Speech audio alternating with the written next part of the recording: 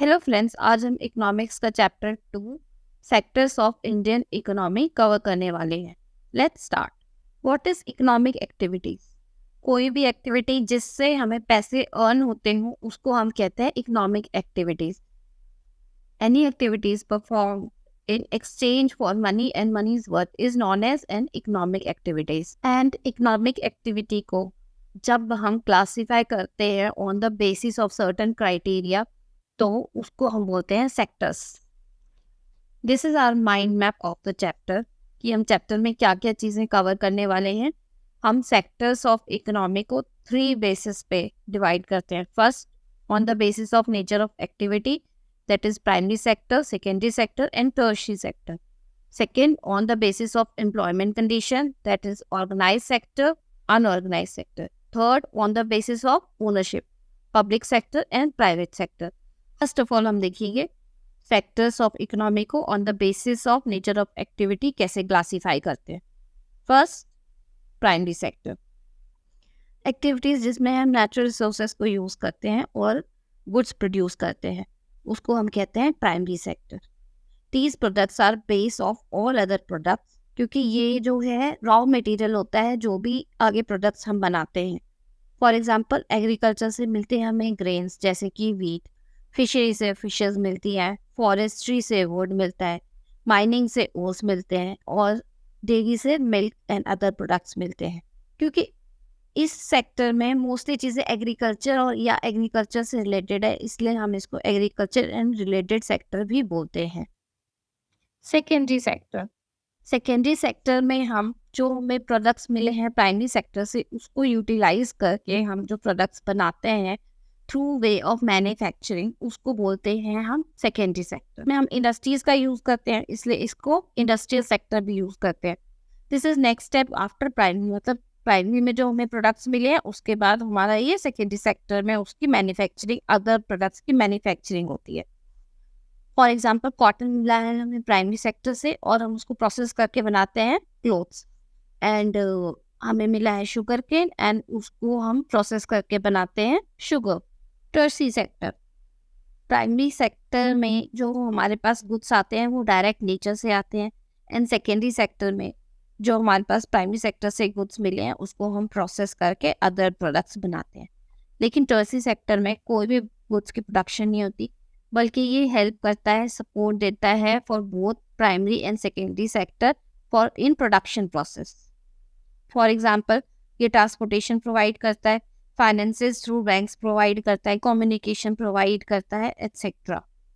Tertiary sector में कोई भी प्रोडक्शन नहीं होती बल्कि ये सर्विसेज प्रोवाइड करती है, इसलिए हम इसको सर्विस सेक्टर भी बोलते हैं। कुछ सर्विसेज ऐसी भी होती हैं जो कि डायरेक्टली हेल्प नहीं करती in production of goods, but वो हमारे लिए बहुत इंपॉर्टेंट होती हैं, जैसे कि teachers, doctors, lawyers, call centres, software companies, etcetera. All these 3 sectors are interdependent, means ये तीनों सेक्टर एक दूसरे के ऊपर डिपेंडेंट है, एक दूसरे के बिना सर्वाइव नहीं कर सकते। फॉर एग्जाम्पल, एक फार्मर है, उसने बैंक से फाइनेंस लिया और उसने इक्विपमेंट्स वगैरह परचेज करे, सीड्स परचेज करे एंड फर्टिलाइजर्स परचेज करे for cultivation of sugar cane. उसने शुगर केन को प्रोड्यूस किया एंड देन उसको फैक्ट्री में सेल आउट करेगा। अगर secondary sector that is factory वो इस फार्मर से शुगर केन परचेज ना करे बल्कि बाहर से इंपोर्ट करे तो फार्मर्स के पास इनकम कहाँ से आएगी? एंड देन फार्मर जो है वो शुगर केन को ट्रांसपोर्ट करता है with the help of tertiary sector to the factory. Factory में भी मशीनरी की रिक्वायरमेंट है फॉर प्रोडक्शन ऑफ शुगर, उसके लिए वो बैंक से फाइनेंस लेता है एंड मशीनरी परचेज करके एंड शुगर प्रोड्यूस करता है। फिर शुगर को प्रोड्यूस करके उसको सेल आउट करने के लिए रिटेलर्स और होलसेलर्स के पास ट्रांसपोर्ट करना पड़ेगा with the help of tertiary sector. And जो टर्शियरी सेक्टर है उसको इनकम आती है कहाँ से? Primary and secondary sector. So we can see all these 3 sectors are interdependent. Now let's see कि goods and services को हम काउंट कैसे करते हैं। अगर मैं आपको बोलूँ कि आपने 1 मंथ में जितने भी goods and services यूज करे हैं उनको काउंट कर ले, चाहे वो इलेक्ट्रिसिटी हो, वाटर हो, फूड हो and any kind of service like transportation service हो, तो क्या आप काउंट कर पाएंगे? Obviously no. बट अगर मैं आपको बोलूँ कि आप 1 मंथ में आपने कितना स्पेंड किया है, कितना खर्चा किया है इन गुड्स एंड सर्विसेज पे, तो वो तो आप बहुत ईजिली बता देंगे। तो हम गुड्स एंड सर्विसेज को काउंट उसकी वैल्यू से करते हैं rather than adding up actual numbers. Let's see an example of counting goods and services. इसमें फार्मर वीट प्रोवाइड करता है फ्लोर मिल को 20 रुपीज़ में, एंड फ्लोर मिल आगे उसको फ्लोर बना के, वीट का फ्लोर बना के आगे फैक्ट्री को प्रोवाइड करती है 25 रुपीज़ में। और बिस्किट फैक्ट्री उसमें और भी वैल्यू ऐड करके लाइक शुगर, घी वगैरह ऐड करके बिस्किट बना के उसको रिटेलर्स को देती है 80 रुपीज़ में। तो यहाँ पे हमारी टोटल वैल्यू ऑफ गुड्स कितनी हुई? 20 + 25 + 80। नो, बिकॉज 20 एंड 25 जो है वीट एंड फ्लोर की वैल्यू है, जो कि ऑलरेडी इंक्लूडेड है बिस्किट की वैल्यू में। लाइक फैक्ट्री को जो है 25 रुपीज़ का प्रोडक्ट ऑलरेडी उसके पास मिल चुका है, और उसने 55 की वैल्यू ऐड करके उसको 80 रुपीज़ का बना के रिटेलर्स को सेल आउट करती है। तो यहाँ पे हमारी टोटल वैल्यू ऑफ गुड्स होगी 80 रुपीज़ ओनली, जो कि वैल्यू ऑफ फाइनल गुड है। So we can say only include final goods and services, not the intermediate goods, to calculate the total production. And final goods already include value of all the intermediate goods that are used in making final goods. Gross domestic product, GDP. Final goods and services जितनी भी produce हुई है country में during a year, उसको बोलते हैं हम gross domestic product. और ये कैलकुलेट कौन करता है? ये सेंट्रल गवर्नमेंट मिनिस्ट्री कैलकुलेट। और ये इंपॉर्टेंट क्यों है? बिकॉज जितनी बड़ी जीडीपी उतनी बड़ी इकोनॉमी। जीडीपी जो है वो इकोनॉमी को मेजर करने में यूज होती है। जितने भी डेवलप्ड कंट्री है उसमें ये पैटर्न नोटिस किया गया है कि इनिशियली प्राइमरी सेक्टर जो है वो मोस्ट इम्पॉर्टेंट होता है, लाइक उसमें मोस्ट ऑफ द प्रोडक्शन होती है एंड उसमें सबसे ज़्यादा पीपल एम्प्लॉयड होते हैं। धीरे धीरे क्या होता है, इंडस्ट्रीज आती है एंड वो एक्सपेंड करती है, एंड देन प्राइमरी सेक्टर से इम्पॉर्टेंट सेकेंडरी सेक्टर को शिफ्ट हो जाती है over the period of more than 100 years. उसके बाद क्या होता है, सेकेंडरी सेक्टर इंपॉर्टेंट होता है, उसमें ही सबसे ज़्यादा प्रोडक्शन होती है एंड उसमें ही सबसे ज़्यादा पीपल एम्प्लॉयड होते हैं। और धीरे धीरे शिफ्ट जो है वो टर्शियरी सेक्टर को हो जाती है इंपॉर्टेंस। लाइक टर्शियरी सेक्टर में सबसे ज़्यादा प्रोडक्शन होती है एंड सबसे ज़्यादा पीपल एम्प्लॉयड होते हैं। बट ये शिफ्ट जो है बहुत जल्दी नहीं होता, ये over the period of 100 years में होता है। चलिए अब हम देखते हैं इंडिया की जीडीपी के बारे में। इस ग्राफ में 40 ईयर का शिफ्ट दिखाया गया है। 1973 से 2013 तक में क्या पैटर्न रहता है। इसमें आप देखेंगे जीडीपी हमारी कितनी ज़्यादा इंक्रीज हुई है, 5 लाख करोड़ से 55 लाख करोड़ तक पहुंच चुकी है। सारे सेक्टर्स की प्रोडक्शन ग्रो हुई है, लेकिन सबसे ज़्यादा प्रोडक्शन टर्शियरी सेक्टर में ग्रो हुई है। ऐसा क्यों? Let's say reason for development of tertiary sector. Government ने बहुत सारी फैसिलिटीज प्रोवाइड करने की रिस्पॉन्सिबिलिटी ले ली है, like education, hospitals, police station, banks etcetera, जिसकी वजह से ये सर्विसेज इंक्रीज हुई है एंड प्रोडक्शन भी इंक्रीज हुई है। Second, primary and secondary sector की डेवलपमेंट हुई है, एंड जैसे आपको पता है कि टर्शियरी सेक्टर जो है वो सपोर्ट करता है प्राइमरी एंड सेकेंडरी सेक्टर को, तो साथ के साथ टर्शियरी सेक्टर की भी ग्रोथ हुई है।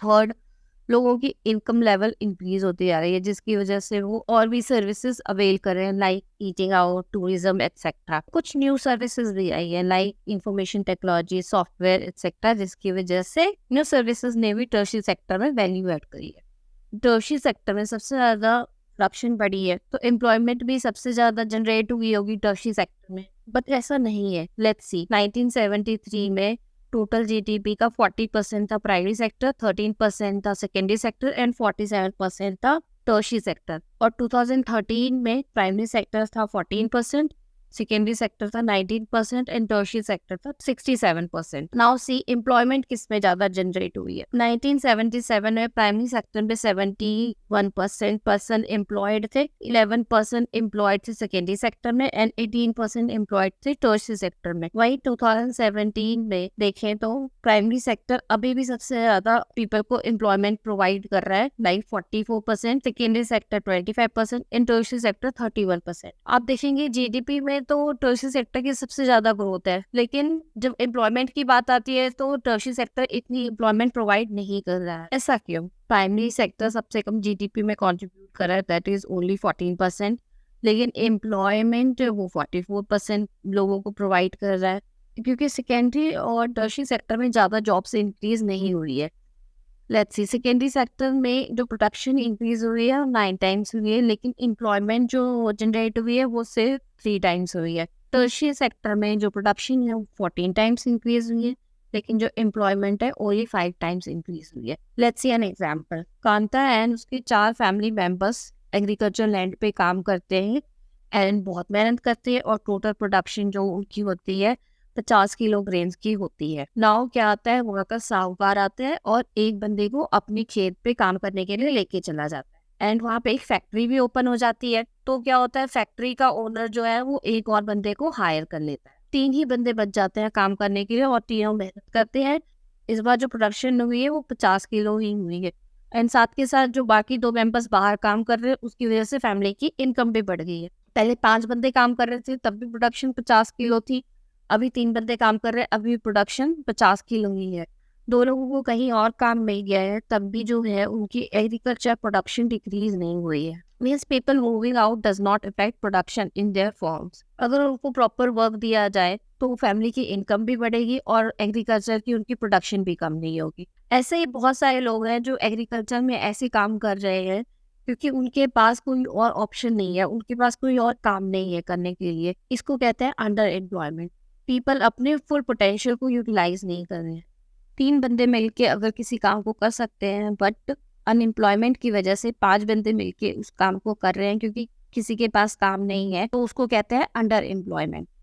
इस टाइप की अंडर एम्प्लॉयमेंट जो होती है वो हिडन होती है, बिकॉज सामने से तो लग रहा है कि 5 के 5 बंदे काम कर रहे हैं, लेकिन 5 में से कोई भी अपना पोटेंशियल फुली यूटिलाइज नहीं कर रहा है। इसको कहते हैं हम disguised unemployment. The kind of under employment is hidden in contrast to someone who does not have a job and is clearly visible as unemployed, hence it is also called disguised unemployment. Under employment सिर्फ primary sector में नहीं है, वो other sectors में भी है, जैसे कि कैजुअल वर्कर जिसको डेली काम नहीं मिलता, वेजिटेबल सेलर जो दिन भर स्ट्रीट्स पे घूम के वेजिटेबल सेल कर रही होती है लेकिन उसकी अर्निंग थोड़ी सी होती है, वो ये काम इसलिए कर रहे हैं क्योंकि उनके पास और अपॉर्चुनिटीज नहीं है। लेट्स से कि हम और एम्प्लॉयमेंट कैसे जनरेट कर सकते हैं। सरकार न्यू डैम्स बनवा सकती है जिससे लेबरर्स को काम मिलेगा। गवर्नमेंट कुछ मनी भी प्रोवाइड करा सकती है जिससे इरिगेशन एंड अदर नीड्स की रिक्वायरमेंट पूरी हो। गवर्नमेंट कुछ मनी स्पेंड करके ट्रांसपोर्टेशन स्टोरेज की फैसिलिटी प्रोवाइड करा सकती है, रोड्स बनवा सकती है, लोकल पीपल को भी काम मिलेगा। लोकल इंडस्ट्री को प्रमोट कर सकती है, जैसे setting up dal and flour mills and cold storage open कर सकते हैं जहाँ पे फार्मर्स अपनी वेजिटेबल्स एंड फ्रूट्स वगैरह को स्टोर कर सकते हैं और जब प्राइस अच्छा हो तब उसको सेल आउट कर सकते हैं। अगर विलेज नियर फॉरेस्ट है तो वहाँ पे हनी कलेक्शन सेंटर्स भी बनवाया जा सकता है। और हेल्थ कंडीशन को बढ़ाने के लिए डॉक्टर और नर्सेज की हायरिंग करी जा सकती है। टूरिज्म को बढ़ाया जा सकता है एज एडिशनल एम्प्लॉयमेंट। की फैक्ट, प्लानिंग कमीशन जिसको अब नीति आयोग कहते हैं, वो बोलता है कि around 20 lakh job education sector में ही क्रिएट करी जा सकती है। सरकार एक स्कीम लेके आई, Mahatma Gandhi national rural employment guarantee act 2005, मनरेगा 2005। ये सेंट्रल गवर्नमेंट मिनिस्ट्री लेके आई है और इसमें बोला गया है कि हर किसी को राइट टू वर्क दिया जाएगा। ये 625 डिस्ट्रिक्ट ऑफ इंडिया में इम्प्लीमेंट हुई है। इसके अंतर्गत गारंटीड 100 डेज की एम्प्लॉयमेंट हर किसी को दी जाएगी 1 साल में, और अगर गवर्नमेंट वो एम्प्लॉयमेंट प्रोवाइड नहीं करा सकती है तो उसको अनएम्प्लॉयमेंट अलाउंस दिया जाएगा। अभी तक हमने देखा sectors of economy on the basis of nature of activity, और अब हम देखेंगे on the basis of employment condition, that is organise sector and unorganise sectors. एक होता है ऑर्गेनाइज सेक्टर जो कि रजिस्टर्ड बाय गवर्नमेंट होता है, उसके फॉर्मल प्रोसीजर एंड प्रोसेसेस होते हैं और उनको कुछ रूल्स एंड रेगुलेशंस भी फॉलो करने पड़ते हैं, जैसे factories act, minimum wages act, payment and gratuity act. And jobs जो होती है ऑर्गेनाइज सेक्टर्स में, उसमें आपको जॉब सिक्योरिटी मिलेगी। कोई भी आपको ये नहीं बोल सकता कि आप कल से काम पे मत आना बिकॉज हमारे पास काम नहीं है। बाई चांस फैक्ट्री बंद ही हो रही है तो वो आपको कंपनसेशन देगी एंड नोटिस पीरियड भी देती है। Fix number of working hours होते हैं, 9 to 5 जॉब करो। अगर ओवर टाइम किया तो उसके लिए भी पेमेंट होती है अलग से। अदर बेनिफिट्स भी होते हैं जैसे कि medical, paid leave, PF, gratuity etcetera. And दूसरी होती है अनऑर्गेनाइज सेक्टर्स। ये स्मॉल एंड स्कैटर्ड होती है, रजिस्टर्ड नहीं होती गवर्नमेंट से, गवर्नमेंट का कोई भी कंट्रोल नहीं होता है इस सेक्टर पे।